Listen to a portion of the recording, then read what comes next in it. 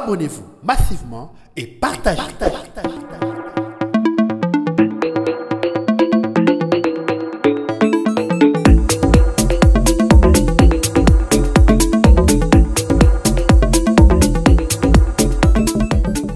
À Uvira, difficile cohabitation entre les Wazalendo et les FARDC.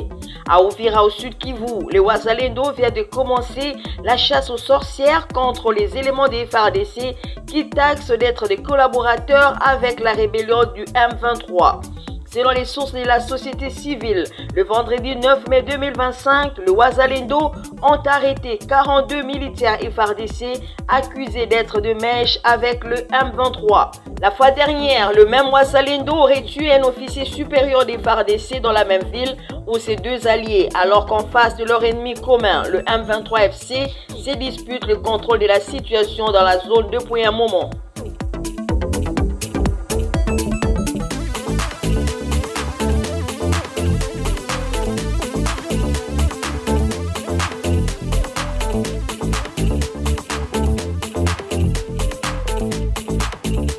Accalmie dans deux villages de Massissi après des violents combats entre le M23 et les miliciens locaux.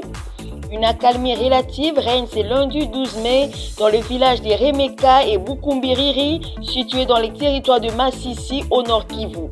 Selon des notables locaux, ce calme fait suite à des violents affrontements survenus dans la matinée du dimanche 11 mai entre les éléments du M23 et des groupes armés locaux, notamment dans les groupements de Oufamandou 1 et des Kibabi, tous deux relevant de la chefferie des Baoundé. D'après ces sources, les troupes du M23 ont attaqué entre minuit et 8 h du matin dimanche les positions des groupes armés résistants patriotes congolais, Pariko et Kifuafua, provoquant un déplacement massif de la population dans les deux villages.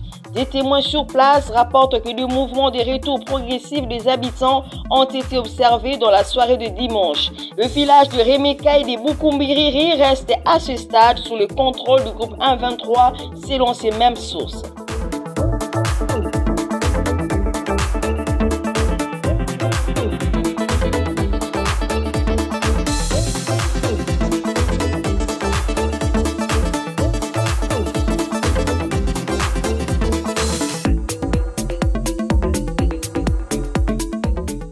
Vers un début d'exploitation de manganèse dans la province du Congo central par une société japonaise.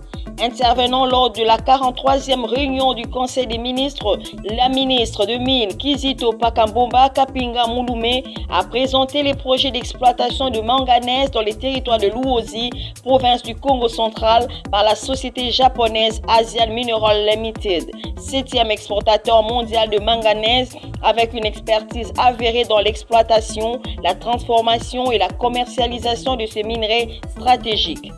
Selon le ministre cité dans les comptes rendus de la réunion, il s'agit d'un exemple concret et structurant des mises en œuvre de la diversification des partenaires de minerais exploités dans des provinces minières de produits finis et semi-finis et de l'économie nationale.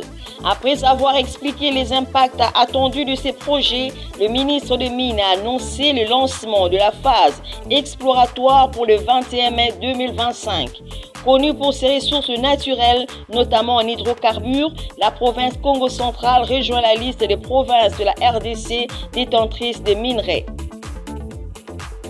Nous vous remercions d'avoir suivi l'actualité sur Info 26 RDC et n'oubliez pas de commenter. Entre-temps, abonnez-vous massivement et faites un large partage.